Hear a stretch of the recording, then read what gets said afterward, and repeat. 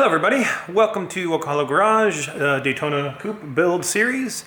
Today I'm going to talk a little bit about doing the inventory. I completed the inventory and this is just a small pile of the paperwork or the wrapping stuff, and I've got boxes all over the place. I'm getting this bay kind of cleared out here because I'm going to put the dots in this bay once we're done. I'm not going to take you through some time-lapse video watching me count every nut and bolt, which I did. I went through and counted, opened up every single box, every single thing. I went through this entire packet line by line and checked off every single item. The reason you want to do that is because people at Factory 5, surprisingly, they are human. And as humans, they make mistakes. They did miss a few items. I emailed them the list. They got right back to me within a couple of hours and said, hey, thanks for the list. We're letting our parts people know and they'll get that stuff out to you. But I'm going to take you through just one thing that made doing the inventory super quick. So stand by and I'll show you. All right, so the way this paperwork is laid out is you get your parts on order list to begin with. So all the items that they know for sure you don't have.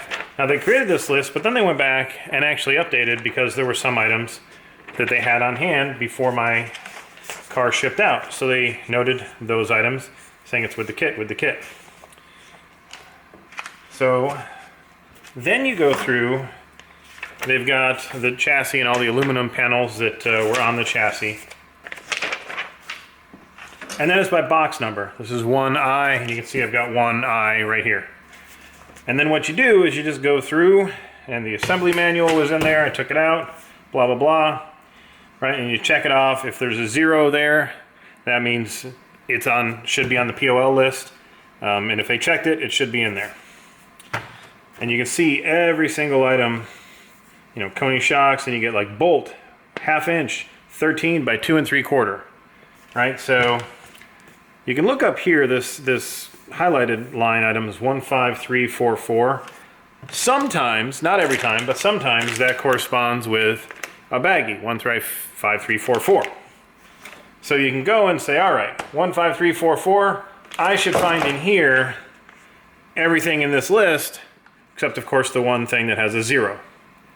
So what I want to show you though is this tool. This cost probably 10 bucks. And this thing was awesome. So here's what you do. You take bolt, right? We don't know what this is. You're just looking at it, you're like, all right, which bolt is it? You don't want to just guess. So the way you use this is you take the bolt, and this notch right here is where you put the flange of the bolt. And then you measure it out. This is 1 3/4 inches long. That's so 1 3/4 inches. Then I can move it over here and go, all right, fits through, so it's 1/2 inch. Then I can flip over to the back side, and it's got the thread counts. And I just match up the thread counts. You probably won't be able to let you see this, but this one right there is 20. So now I can come out of here, and I can find bolt, 1/2 inch diameter, 20 thread count, 1 3/4 inches flange head.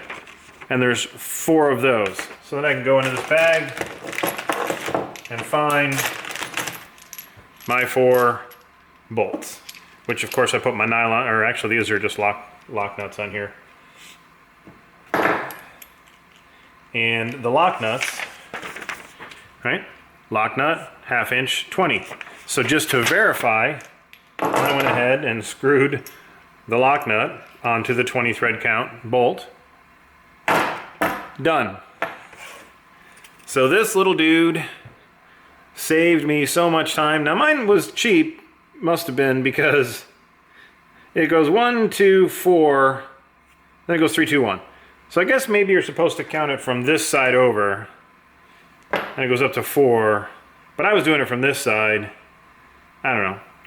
Anyway, and then it also has the metrics. So it's got your M, M whatevers, and your millimeters. And then you've got these guys for the washers. You can also, I suppose, try your, not 9/16, so it's a half inch nut. So there you go. And that is it. That is all I really wanted to cover in this hopefully quick, not so boring video. All told, there's probably 15, 20 little items here and there that they said were in the boxes that weren't. And I think I probably spent 8 hours doing the inventory. So it's not quick, but it's definitely worth doing, because you don't want to just assume it's in the box, and then when it comes time to put your part together, then you're missing pieces. So start out right and make it a successful build. Thanks a lot for tuning in, guys, and we'll see you next time.